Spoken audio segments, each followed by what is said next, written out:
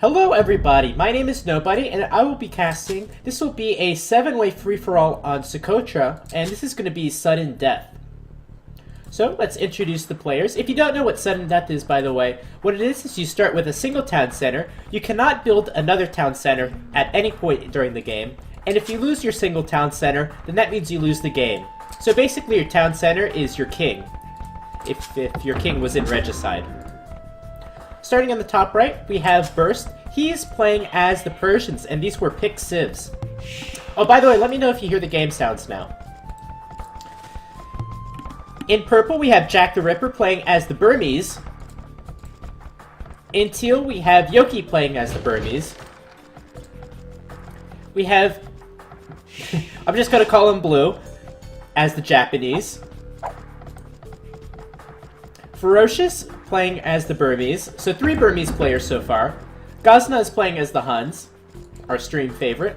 And Timby is playing as the Japanese. Yes, this is a 6-player map size. Even if it was 8-player map, it would be, it would still be pretty crazy. But yeah, this is gonna be fun. And this is, their map is revealed, so they know exactly how the map looks. But anyway, this map is called Socotra. It's a really fun and interesting map. The water is actually completely inaccessible. You can't get to it from the rocks. And you start out with a lot of hunt, a lot of goats, a lot of zebra, and a bit of stone and a bit of gold. So it should favor quite a bit of aggression early on. We can talk about the civilizations. I noticed there are 3 Burmese here, which is kind of interesting. I'm wondering why Burmese was chosen. Let's go to the Burmese tech tree. Free lumber camp upgrades, that's pretty nice. Infantry +1 attack range, that's pretty good early game bonus, and they'll have some pretty good trash later on, but I really don't expect it to get to that level. And they have some really good elephants, which have an attack bonus versus buildings if you research the unique tech, so that could be very useful for going for TC snipes. So perhaps though, that's why they chose Burmese, perhaps it was because they just want to try the new civilizations. Japanese, they have a very good early game bonus, and their infantry will be very deadly. I'm going to talk about the civs with respect to how good they will be on a sudden death matchup. The infantry with arson should be pretty good at taking down town centers. So that's an overall solid choice, I think. Gaza's playing as the Huns. They, of course, get their targets. And look at this! Invisible elephant. What? I've had a friend complain of this bug. This is actually a really hilarious bug. But whatever. My god. That's really funny. Their targets will be great at taking down town centers. We have 2 Japanese. Already talked about them. And then Burst playing as Persians, which he gets double HP on his town center. So already that's a really useful bonus. Yoki's going to be the first to get up to the Castle Age. And he's going to go straight for a tower rush. Try to give himself some breathing room and inflict some damage onto his opponent here.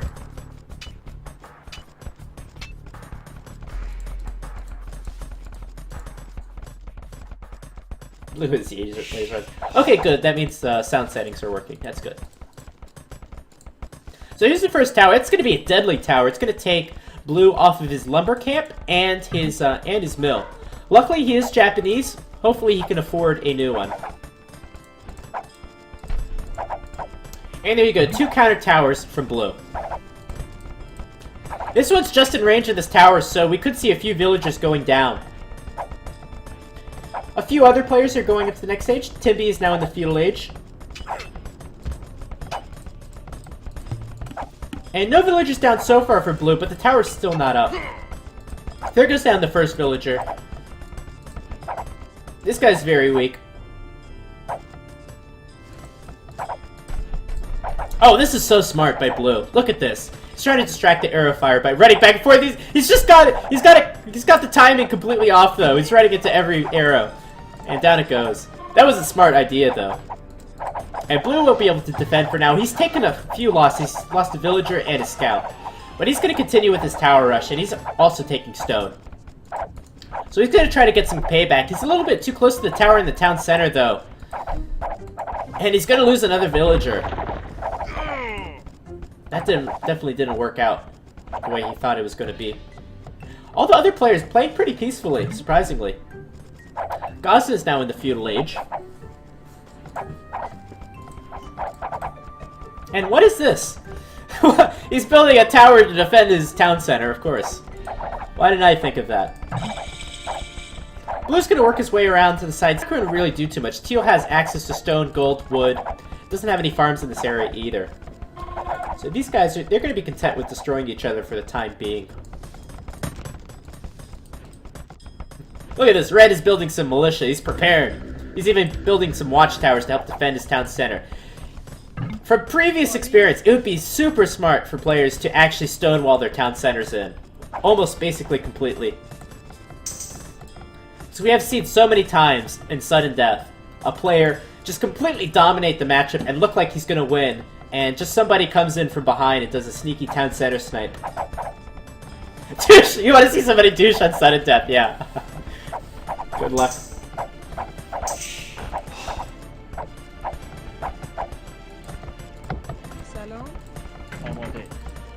Oh my gosh! First, he must be stream sniping. Unfortunately, on HD Edition, there is no spectator delay, so there's no way to tell. But he is stonewalling his town center in.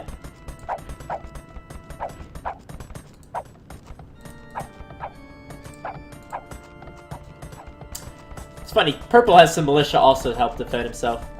These guys are relatively peaceful. I don't know how long that peace will last, though. And the first little damage that Blue has done to Teal, he's gonna be able to tower this wood line. So Teal will have to rebuild this wood line. Otherwise, all peaceful so far. Oh, where'd the villager go down?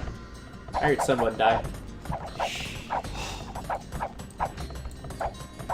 Looks like Timby is drushing his opponent here, Red. But he's gonna go back for the time being.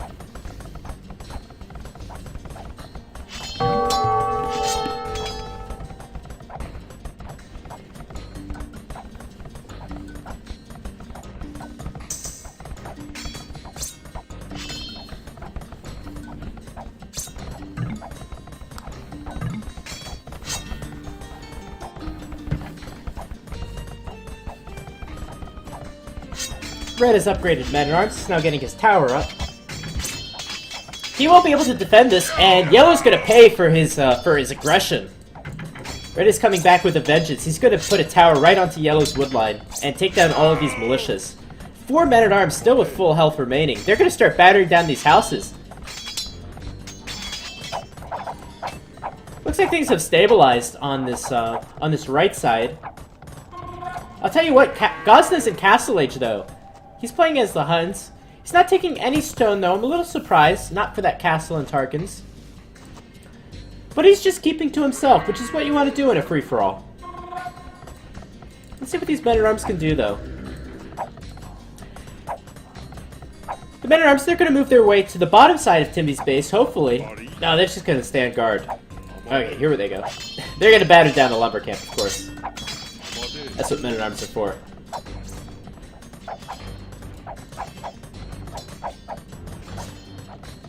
Purple's kept to himself also this game.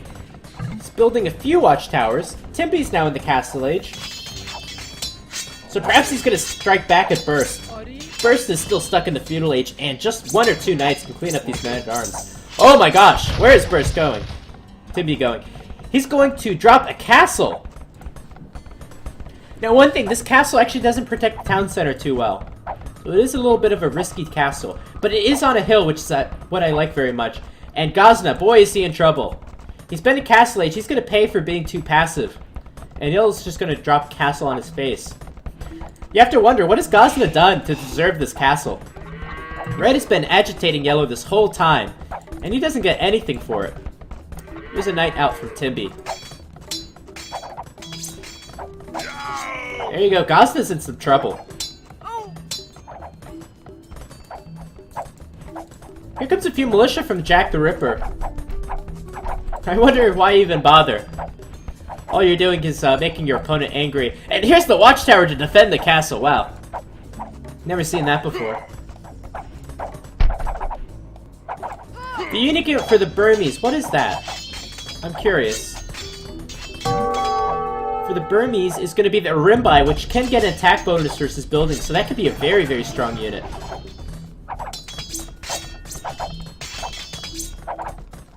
Let's see how Gazna is doing. He's completely shut down the left side of his economy, but the right side's still working fine.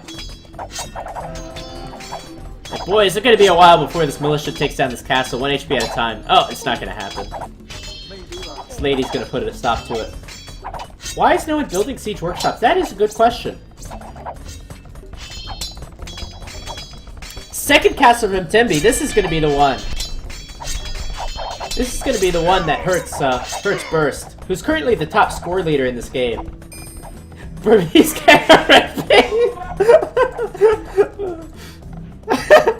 Oh, my bad. That's funny.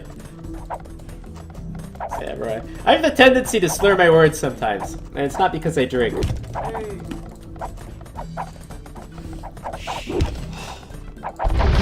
There we go. There's the first siege workshop from Yoki. I'm gonna start to batter down these towers. And as soon as the tower's down, there's nothing to stop Yoki from going for Blue's town center.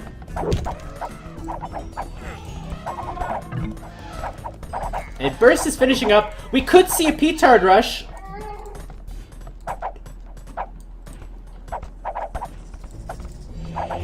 There's a siege workshop from Timby, so players are taking your suggestion. Green saying, nice job. Oh my gosh, Gazna, he's decided to castle on Ferocious, and there's no way this town center stays up for very long. Green is going to have to do something to combat this castle. And I don't know what that's going to be. Maybe a counter castle of his own in Petards, or a siege workshop in Rams? Or if it comes down to it, maybe just villagers.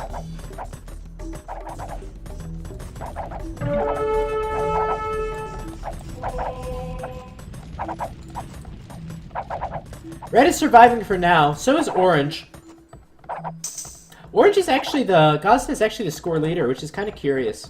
It goes to show you how close this game is so far.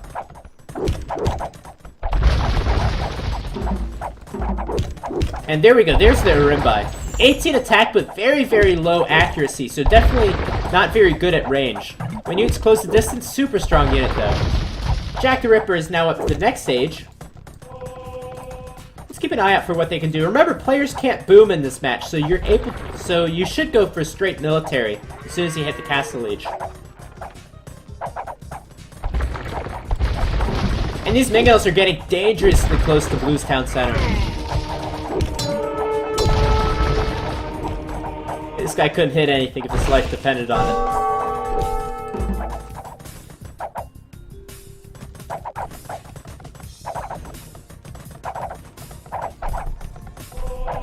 Timby's going in for some night raiding. He's trying to punish both of his opponents right next to him. That way he can have more breathing room, can help expand his economy, take more wood, and take more stone and gold also. Perhaps even get some stone walls up to help make a few layers between his opponent and his town center. Another castle for Timby. This is going to be the GG castle for Gazna if this castle goes up. We have to see some sort of counter tower from Gazna.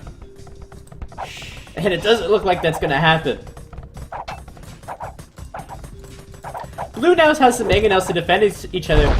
These mangonel battles are so critical to this game.